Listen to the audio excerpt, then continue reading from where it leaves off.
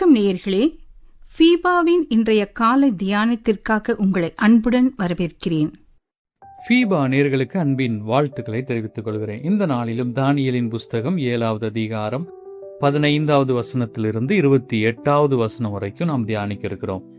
இந்த பகுதியில 15-16 வசனங்களை நாம் வாசிக்கும் போது அங்கே தானியேல் தரிசனத்தை பார்த்தவுடன் கலங்கி நிற்கிறதை நாம் பார்க்கிறோம். தானியேலாகிய நான் என் தேகத்தினுள் என் ஆவியிலே சஞ்சலப்பட்டேன். என் தலையில் தோன்றின தரிசனங்கள் என்னை கலங்க பண்ணினது என்று இங்கே தானியேல் சொல்லுகிறதை நாம் பார்க்கிறோம். தரிசனத்தை கண்டு தானியேல் பயந்தார். அவர் தனது குழப்பத்தை உள்ளத்தில் வைத்து கொள்ளாமல் தேவனிடமிருந்து விளக்கத்தை பெறும்படி முயற்சி செய்கிறார்.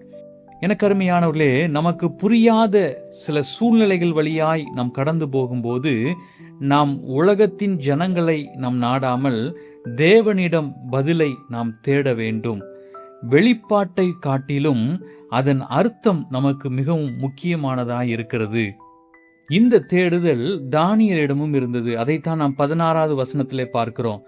சமீபத்தில் நிற்கிறவர்களில் ஒருவனிடத்தில் நான் போய் இதன் பொருள் எல்லாவற்றையும் எனக்கு சொல்லும்படி அவனை வேண்டிக் கொண்டேன் என்று இங்கே சொல்லுகிறதை நாம் பார்க்கிறோம். 17-18 வசனங்களை நாம் வாசிக்கும் போது அங்கே பரிசுத்தவான்களின் நிலைமையை குறித்து நாம் பார்க்கிறோம். 4 பேரரசுகளின் வலிமையும் வீழ்ச்சியும் இந்த தரிசனத்தில் விவரிக்கப்படுகின்றன. உலக ஆட்சிகள் எல்லாவற்றுக்கும் மேலாக தேவனுடைய நித்திய ஆளுகை விளங்குகிறது. இயேசு கிறிஸ்துவை விசுவாசிப்போர் தேவனுடைய ராஜ்யத்தின் மக்களாகும் பாக்கியத்தை பெறுகிறார்கள். அவர்கள் ராஜ்யத்தை உண்டாக்குவதில்லை, கிறிஸ்துவிடமிருந்து அதை பெறுகிறார்கள். இதைதான் நாம் 18வது வசனத்துல நாம் வாசிக்கிறோம். ஆனாலும் உன்னதமானவருடைய பரிசுத்தவான்கள் ராஜரீகத்தை பெற்று என்றென்றைக்கும் உள்ள சதா காலங்களிலும் ராஜ்யத்தை சுதந்தரித்துக் கொள்வார்கள் என்றான். இரண்டாவதாக 19வது வசனத்திலிருந்து 25வது வசனம் வரைக்கும் நாம் வாசிக்கும் போது பரிசுத்தவான்களின் பாடுகளை குறித்து நாம் அங்கே பார்க்கிறோம். இன்று தேவ ராஜ்யம் ஆவிக்குரிய அனுபவமாக கண்ணுக்கு தெரியாததாக இருக்கிறது. அது வல்லமையோடும் மகிமையோடும் வெளிப்பட்டு தேவனுடைய மக்கள் அதில் பங்கடையும் வரைக்கும் தீய சக்திகளால் தாக்கப்படுகிறது. பரிசுத்தவான்களை பாடுபடுத்தும் ஒரு கொம்பு தோன்றும் என்று இந்த தரிசனம் வெளிப்படுத்துகிறது. இந்த கொம்பு ஆட்சி புரியும் ஒருவனை குறிக்கிறது. இவனை பற்றிய விவரங்கள் 8வது வசனத்துல 20வது 22வது 24 25 வசனங்களிலே சொல்லப்பட்டுள்ளன. குறிப்பிட்ட காலம்தான் அவன் தேவனுடைய மக்களை துன்பப்படுத்துவான். அதை நாம் 25வது வசனத்திலே வாசிக்கிறோம். உன்னதமானவருக்கு விரோதமாக வார்த்தைகளை பேசி உன்னதமானவருடைய பரிசுத்தவான்களை ஒடுக்கி காலங்களையும் பிரமாணங்களையும் மாற்ற நினைப்பான். அவர்கள் ஒரு காலமும் காலங்களும் அரை காலமும் செல்லும் மட்டும் அவன் கையில் ஒப்பு கொடுக்கப்படுவார்கள் என்று எழுதப்பட்டிருக்கிறது. எனக்கு அருமையானவர்களே, தேவனுடைய ஜனங்கள் எதிர்ப்புகளையும் சோதனைகளையும் நிச்சயம் சந்திப்பார்கள். சாத்தானின் திட்டம் பரிசுத்தவான்களை பலவீனப்படுத்துவதாகும். ஆனால் தேவன் அனைத்தையும் கட்டுப்பாட்டில் வைத்திருக்கிறார் என்பதை நாம் ஒரு நாளும் மறந்துவிடக்கூடாது.